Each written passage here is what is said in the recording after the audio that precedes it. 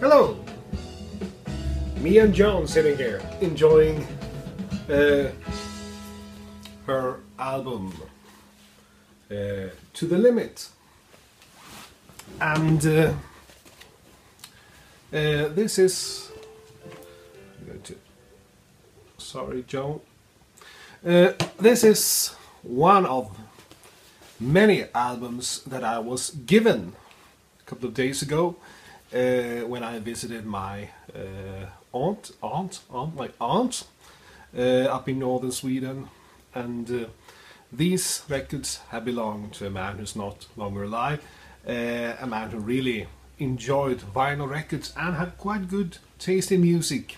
So as a gift, because they thought, well, it's better that the records end up with somebody who can appreciate them than just lying there, not being useful for anybody. And so I was given them. Some of them have a bit of a ring wear like this because they have been more or less stacked together for many years, so some of them were a bit stuck, couldn't do anything about it. Not that many though. So I'm going to show them to you in alphabetical order because quite a lot of them, and so let's start right now. This is Joan Armour Trading to the Limit, an A&M issue. I don't have that much with Joan Armour Trading. I think only one record before, and she's a very underestimated singer and songwriter, and it's a pity that she's not bigger than she is because very talented. So there we go, that's the start. Look what we have here. The Beatles, A Hard Day's Night, Mono, and this is an early pressing. I think this might be one of the first. I haven't checked this because I will be able to do it, but it is definitely a 60s pressing. It has the black label with a yellow parlophone. It is a bit worn, as you can see, but the record is, well, it's definitely, you can't play it without any problems. It has been played, so VG Plus maybe. Still, for free, very nice, for free. I have several issues of that album since before, but never mind. You can never have too much of the Beatles. Right, who's that? David Bowie. The guy who owned these albums was a real David Bowie buff, because lots of David Bowie albums here. Some of them, the records I didn't bring were records I already have. I have this as well, The Man Who Sold the World, but with a different sleeve variation. You know, the one where he's like lying down wearing a hat. I think this is a later pressing. I'm not perfectly sure though. It's a great album anyway. So have a look at this. Bootleg shows that this record collecting or music friend was a bit more than the average collector maybe. It's a genuine trademark of quality disc with the label and all. It's David Bowie in America. There has been some printing here too, and the vinyl is deep red, so not what I expected to find among these records. Same with this one, the Thin Wine Duke, which is of course the name that David Bowie had. It was called the Thin White Duke. These are live recordings at the Nassau Coliseum, New York, 1976. It has the blank back sleeve. There are issues with different covers, and there are issues with the back isn't blank, but this is, from what I learned from the Discogs website, this is an American pressing, and of course an unofficial, even if they maybe didn't use the word bootleg back then. More David David Bowie, David Live, David Bowie at the Tower, Philadelphia. This is a German pressing, it's a double LP on RCA.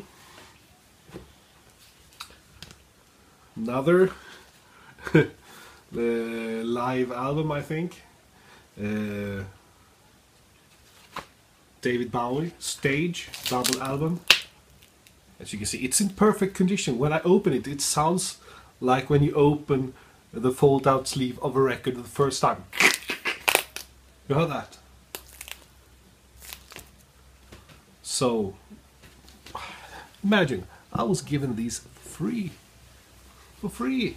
Not just that, we also had a lovely dinner and a great time together, my relatives. But okay, not going to talk about that now. Back to the records. There are lots of them, so this will take some time. More David Bowie, Scary Monsters from 1980, I think. It's a British issue RCA. David Bowie, Let's Dance on EMI America. It's a German issue though. And we have the maxi single, the 12-inch single variation of Let's Dance. Maybe that's the only maxi single in this bunch. Maybe he thought he bought the LP. And this is a French. Oh, it says bang outside. It's soon New Year, so I heard some rockets going off. Anyway, this is a double album, white labels, David Bowie, Frankfurt Festhalle. Looks like it's a French issue of some sort. Very interesting, very interesting. And then we have this cute little 10-incher that I've seen many times. Don't be fooled by the name. Right, that's a lot of Bowie. Let's move on. The Eric Burdon Band, Sun Secrets on Capitol from 1974. Eric Burdon of the Animals. And another Eric Burdon album that I haven't seen before, Survivor on Polydor. This is a German issue as well. German pressing. Eric Clapton, Journeyman from 1989. I have got this as a 7-inch vinyl single box, but not the actual LP. So, but now I have it. Yeah, then we have a bunch of Joe Cocker albums. Rest in peace, Joe. He passed away a week ago and will miss his voice forever. I've got quite a lot of Joe Cocker albums, but these are some that I didn't have, so happy to find them. First this, with a little help from my friends, Star Power. It's a reissue on the Interchord label, with material from the Cube label, of course. Jamaica, Say You Will, on Cube. I Can Stand a Little Rain, also on Cube. I got this before, but this is a different pressing. It has a different serial number. Joe Cocker live in LA, and this was obviously bought in England, because we're 33p off this album.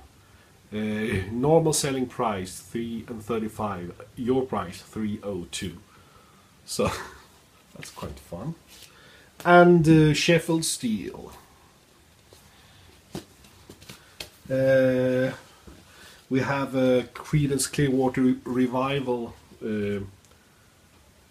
compilation, and this is a Swedish pressing. It's printed in Sweden, and it's in the Masters of Rock series. We've seen many albums in that series before.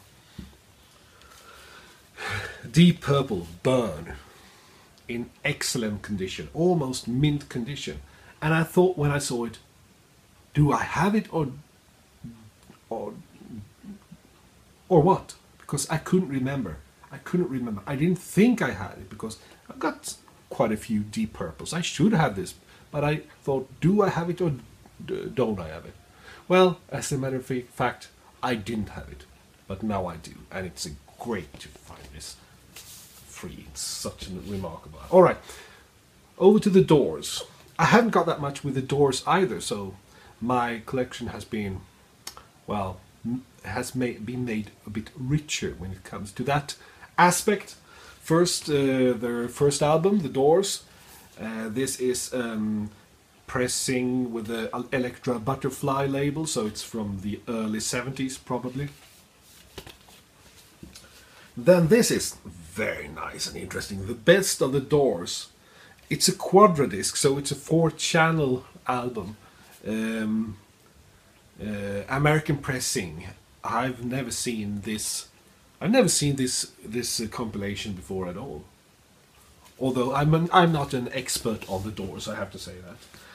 Then we have An American Prayer, Jim Morrison music by the Doors. This is, of course, poems by Jim Morrison, set music by the Doors. Very nice issue here, with this little booklet inside. Lovely. And this is quite fun. This is a Mexican pressing of a live album. I've never seen this live album before. Live She Cried. It was issued in 1983, but of course the material is from the time. But it looks very 1980s, the sleeve as well, so it looks very modern for its time. Or it looks very right for its time, for when it was issued in 1983. But it is Mexican. How do you get hold of a Mexican pressing? I don't know that. Up here, in cold Sweden. Right. Iggy Pop, The Idiot. Recorded by David Bowie. They worked together a lot during these years. And I think David Bowie made his own album at the same time. Right now I can't remember the name of it, but it's good. Anyway, Iggy Pop. Mick Jagger, she's the boss. I'm not a really big fan of Mick Jagger, but I remember this album when it was new back in the 80s.